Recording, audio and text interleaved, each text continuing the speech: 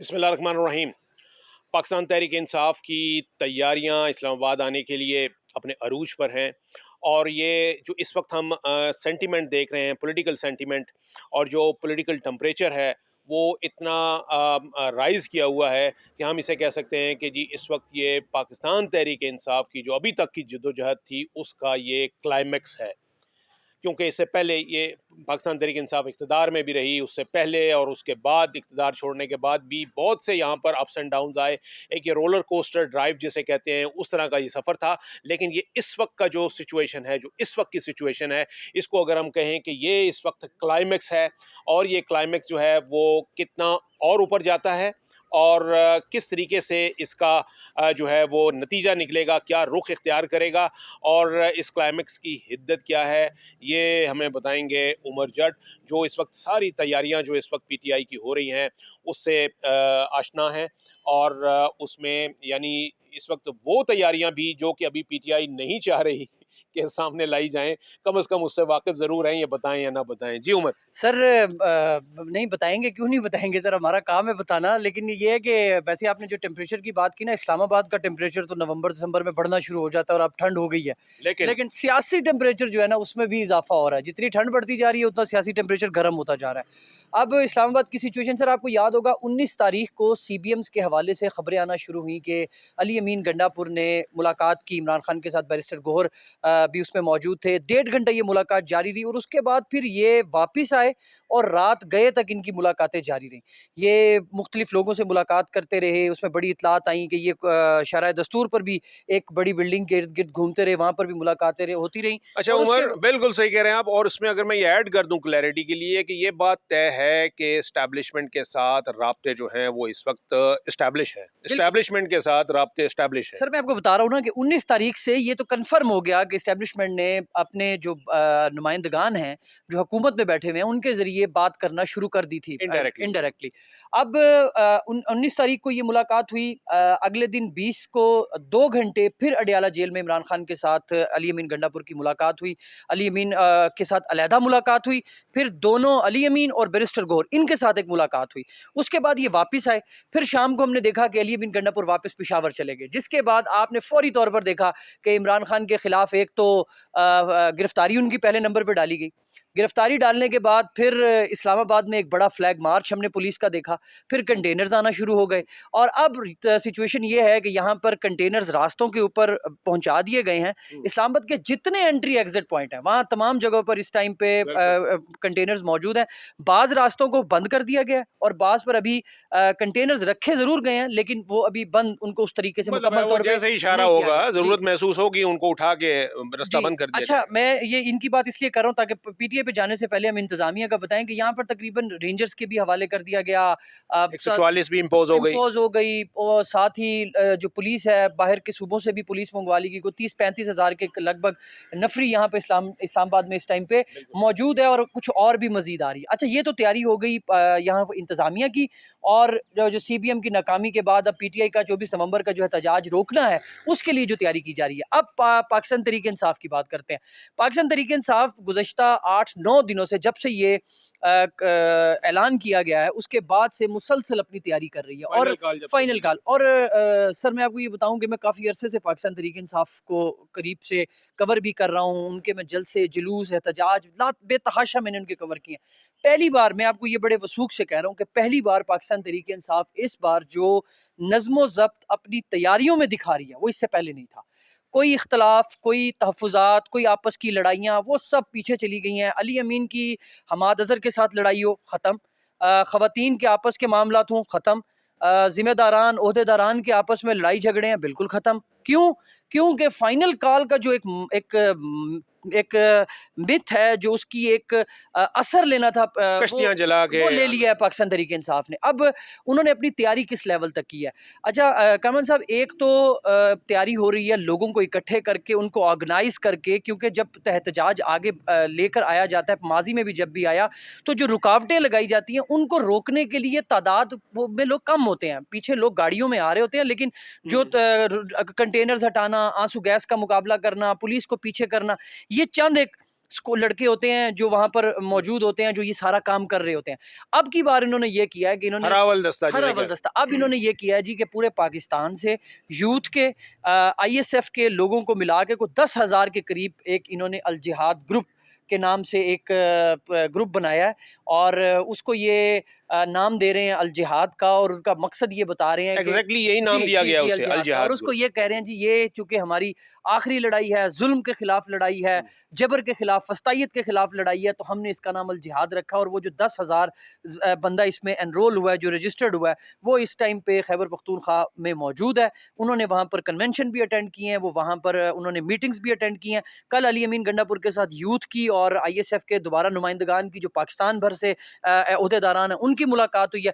एक तो ये सिलसिला हो गया। अब पहले आप देखते थे कि अली अमीन गंडापुर बाकायदा एक लेख अच्छा ये जो अल जिहाद है इसको मीना खान और सुहेल आफरीदी ये वो दोनों एमपीएस हैं जो मुराद सईद के करीब समझे जाते हैं और ओके। उनकी जो आप कहें ट्रेनिंग है, पॉलिटिकल ट्रेनिंग इन दोनों लड़कों की वो मुराद सईद ने की हुई है और यही उस ग्रुप को लीड भी कर रहे हैं। ओके। अच्छा, उसके बाद अब जो निकलते थे खैबर पख्तूनख्वा से काफिले, वो एक ही मोटरवे से स्टार्ट होता था, सवाबी और इन रास्तों से होता हुआ यहाँ आता था, जिसको पुलिस के लिए, इंतजामिया के लिए एक काफिला होता था। एक काफिला होता था, उसको रोकना आसान होता था। अब ये कर रहे हैं कि एक तो खैबर पख्तूनख्वा से 4 जगहों से काफिला पहुंचेगा सवाबी। एक हज़ारा से काफिला निकलेगा, वो अलहदा पहुंचेगा। ठीक है। सवात मालाकंड रीजन से होता हुआ एक काफिला अलहदा पहुंचेगा। पिशावर और गिरदो नवाह से जो काफिला है उसको अली अमीन गंडापुर लीड करेंगे, वो पहुंचेगा। एक काफिला जनूबी जो खैबर पख्तूनख्वा है जिसमें ये एजेंसियां हैं, जिसमें कुरक का और करक का जो एरिया है वहाँ से गुजरते हुए और ये डेरा इस्माइल खान और मियाँ वाली पहुँचेगा। वहाँ से मियाँ वाली और जनूबी पंजाब के जो काफिले हैं वो उनको ज्वाइन करेंगे। खुशाब सरगोधा के काफिले वहाँ पर उन्हें ज्वाइन करेंगे और ये एक काफिला यहाँ से होता हुआ जिसमें फैसल अमीन, शाहिद खटक और दीगर जो क़यादत है वो काफिले को लीड करेगी और वो आएंगे 26 नंबर।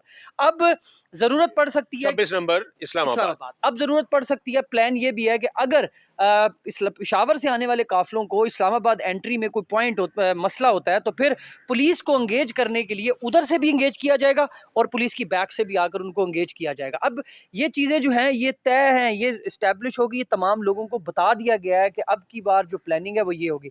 लेकिन इस सारी तैयारियों के साथ फिर भी पाकिस्तान तहरीक इंसाफ फोकस अपना लाहौर पर रख रही है और लाहौर से उनको बहुत उम्मीद है।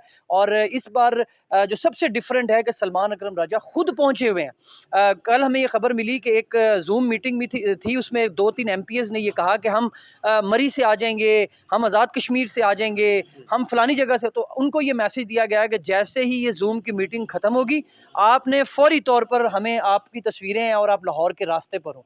और वही हुआ, वो लोग लाहौर पहुंचे हैं, मीटिंग्स हो रही हैं, लाहौर में ऑर्गेनाइज किया जा रहा है। और मैं आपको कामरान साहब एक और चीज़ बताऊं, मुझे पर्सनली अभी ये खबर नहीं है ना ही वो कंफर्मेशन है इसकी, मुझे लग ऐसा रहा है कि अब की बार इनका प्लान ये भी है कि अगर सारे अतराफ से लोग ना इकट्ठे हो सके और रुकावटें इतनी हुई कि इस्लामाबाद पहुंचना महाल हुआ तो फिर टारगेट जीटी रोड्स और एक्सप्रेस वेज को किया जाएगा और वहां पर धरने दिए जाएंगे।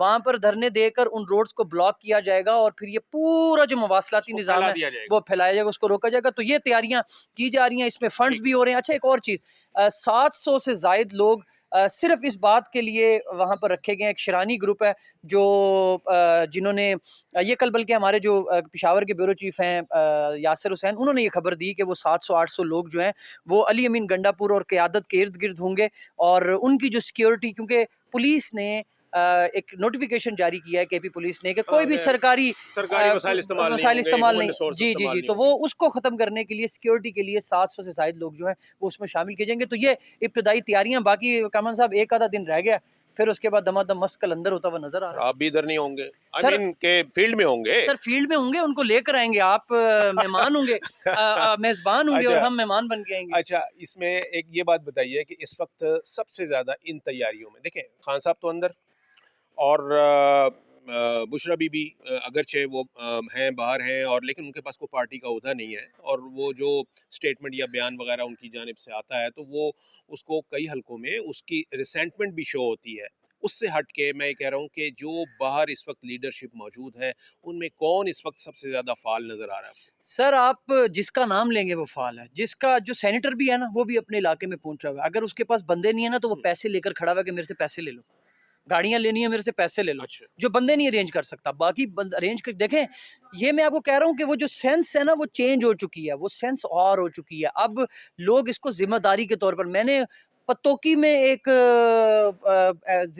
ओहदेदार से बात की है, वो कहता जी मेरा ठीक हो गया। मेरे लोग जो हैं पहुँच रहे हैं, हम लोग पहुँचेंगे, मतलब अपनी-अपनी ज़िम्मेदारी लिए हुए हैं। जज़्बा अच्छा एक चीज़ है, ये इस बार एक बंदे को अथॉरिटी नहीं है कामरान साहब, इस बार एक कमेटी है, कमेटी के आगे फिर एडवाइज़री है, तो ये एक बंदा डिसाइड नहीं करेगा कि एहतजाज वापस जाना है, नहीं जाना, अब वो कमेटी डिसाइड करेगी और वो भी इमरान खान की मुशावरत से करेगी। अच्छा, एक हम ये कह रहे हैं कि जी पैरेलल या बैकडोर अभी भी कोई चांस है कि 24 से पहले कोई ब्रेक थ्रू हो जाएगा डायलॉग में या नेगोशिएशन में या डील में या किसी चीज़ में? सर समझते हैं ऐसा आपको कोई चांस है? माज़ी में आपको याद है कि सुबह जब हम तैयारी के लिए निकले एहतजाज शुरू होने की, तो हुँ, आपको याद है सुबह 7 बजे आज़म सवाती और और जेल में जेल मुलाकात में कर ली मुलाकातें उन्होंने। करा ली थी। तो अब कल गुज़श्ता रोज़ एक ख़बर आपने पढ़ी होगी, अली अमीन गंडापुर और मोहसिन नकवी साहब की मुलाकात, सॉरी गुफ्तगू हुई है टेलीफ़ोनिक। हुँ, उसको बताया तो ये गया कि सूबे के अमन-ओ-अमान के हवाले से, लेकिन ज़रा ये बता रहे हैं कि उसमें भी ये बातचीत की गई है कि थोड़ा बैठकर इस सारे जो टेम्परेचर है उसको डाउन करते हैं कुछ आप, क्योंकि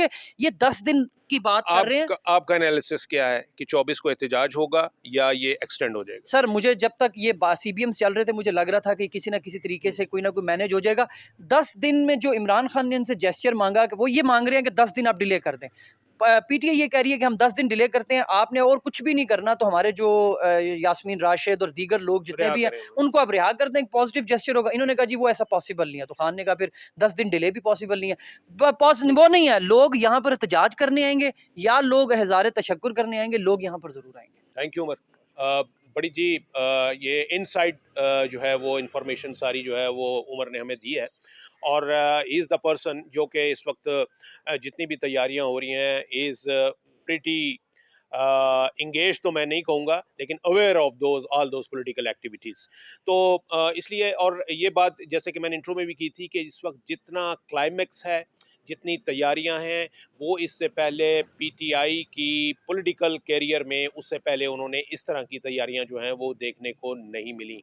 तो ये जो यूं कह लीजिए कि ये जो एक ऑन स्लॉट है, ये इसका कोई ना कोई नतीजा जो है वो ज़रूर निकलेगा। अब ये ऊँट किस रुख बैठेगा, ये जो है ये वो कहते हैं ना कि एक वो रिवायती फ़िक्रा है कि ये वक्त ही बताएगा। तो ये वक्त ही बताएगा कि जनाब कौन जीतता है। लेकिन ये कि सरेदस्त ये है कि जो प्रोग्राम बनाया गया है पाकिस्तान तहरीक इंसाफ की जानिब से, वो इस वक्त जो उसे हम क्या कहेंगे कि ये एक उसको लाइटली नहीं कोई लिया जा सकता।